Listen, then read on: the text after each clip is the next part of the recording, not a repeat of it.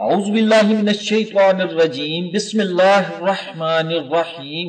معزز اور محترم سامعین و ناظرین، السلام علیکم ورحمۃ اللہ وبرکاتہ۔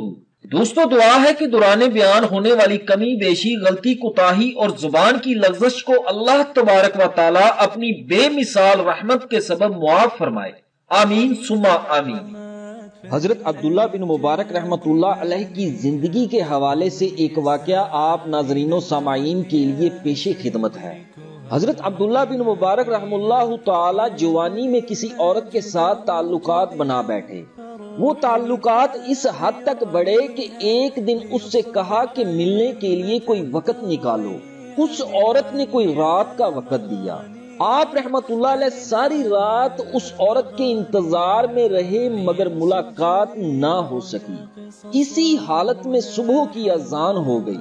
جب اذان ہو گئی تو دل پر چوٹ لگی کہ میں ایک عورت کی وجہ سے ساری رات جاگتا رہا۔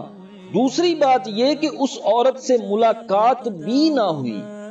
درد بھرے دل کے ساتھ آہ نکلی اور کہا، کاش میں اللہ رب العزت کی محبت میں ساری رات جاگتا تو شاید مجھے اللہ کا قرب نصیب ہو جاتا اور اللہ اپنی رحمت کے سبب مجھے ولایت نصیب فرما دیتے۔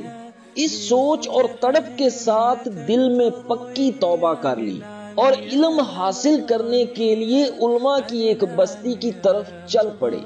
حضرت عبداللہ بن مبارک رحمت اللہ علیہ جب شہر سے باہر نکلے تو ایک اور بزرگ بھی اسی بستی کی طرف جا رہے تھے، وہ بھی ان کے ساتھ ہو لیے۔ سخت گرمی تھی اور سخت دھوپ تھی۔ ان دونوں کے اوپر ایک بادل سایہ کیے ہوئے ان کے ساتھ ساتھ چل رہا تھا۔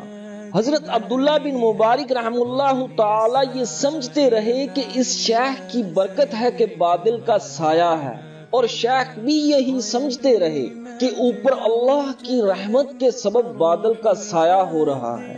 لیکن تھوڑی ہی دور جا کر جب اپنی اپنی منزل کی طرف جاتے ہوئے دونوں ایک دوسرے سے جدا ہوئے تو اس شیخ کی حیرت کی انتہا نہ رہی کہ بادل کا سایہ تو عبداللہ بن مبارک رحمت اللہ علیہ کے سر پر ہی جا رہا تھا۔ وہ شیخ جلدی سے واپس لوٹے اور حضرت عبداللہ بن مبارک رحمت اللہ علیہ کو روک کر پوچھا کہ مجھے اللہ کے لیے بتاؤ کہ تم نے کون سا عمل کیا ہے کہ اللہ نے گرمی کی شدت سے حفاظت کے لیے تیرے سر پر بادل کا سایہ کر دیا۔ یہ سننا تھا کہ حضرت عبداللہ بن مبارک رحمت اللہ علیہ کی آنکھوں میں آنسو آ گئے۔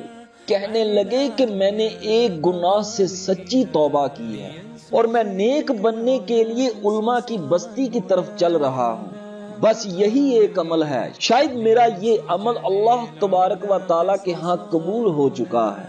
میرا پروردگار کتنا قدردان ہے کہ اس نے دنیا کی دھوپ میں بچنے کا انتظام کر دیا ہے۔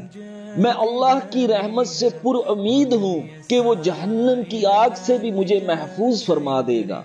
اس کے بعد حضرت عبداللہ بن مبارک رحمت اللہ علیہ کی زندگی حکم خداوندی کے مطابق گزری، حتیٰ کہ اللہ تبارک و تعالی نے آپ رحمت اللہ علیہ کو اپنے خاص بندوں میں جگہ عنایت فرما دی۔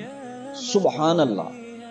ناظرین گرامی، اس واقعہ سے یہ سبق ملتا ہے کہ اگر کوئی گنہگار بھی سچے دل سے اللہ سے توبہ کا خواستگار ہو جائے اور اپنی توبہ پر عمل پیرا ہو جائے تو اللہ اس گنہگار کو بھی اپنے بہت قریب فرما لیتے ہیں اور اپنے خاص الخاص بندوں کی صف میں شامل کر لیتے ہیں۔ اس لیے دوستو، ہمیں یہی کوشش کرنی چاہیے کہ کبھی بھی اپنے گناہوں کو اللہ کی رحمت پر ترجیح نہ دیں، کیونکہ ہمارے گناہ اس اللہ جل شانہ کی بے انتہا رحمت کے آگے کچھ بھی نہیں، اور ہمیں ہمیشہ اپنے گناہوں پر توبہ و استغفار کرتے رہنا چاہیے اور کبھی بھی اللہ کی رحمت سے مایوس نہیں ہونا چاہیے۔ اللہ تبارک و تعالیٰ سے دعا ہے کہ اللہ ہمیں اپنے خاص فضل کے صدقے گناہوں اور برائی والے کاموں سے دور رکھے اور ہمیں قبل از موت توبہ کرنے کی توفیق عطا کرے اور ہماری زندگی اور خاتمہ ایمان کے ساتھ ہو، آمین ثم آمین۔